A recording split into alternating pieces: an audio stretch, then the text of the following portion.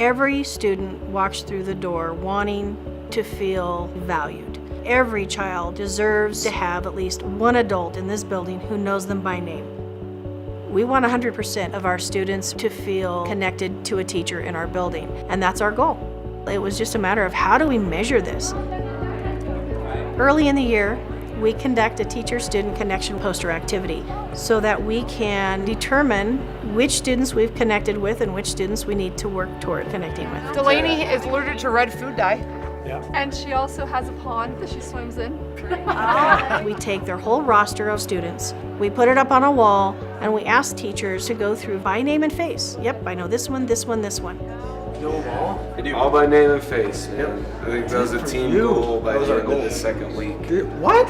Yeah. End of week 2. The activity was based around how well do you know your students. Just through this simple, adding a check mark next to the kid's name that you know by name and face, and then the other categories, academic status, and then a more in-depth personal story about them. She's one that slips under the radar though. She's pretty quiet.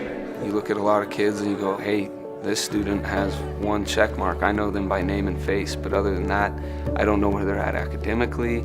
I don't know anything about their personal life. It's probably harder for them to feel valued in a learning environment without that connection to the teacher.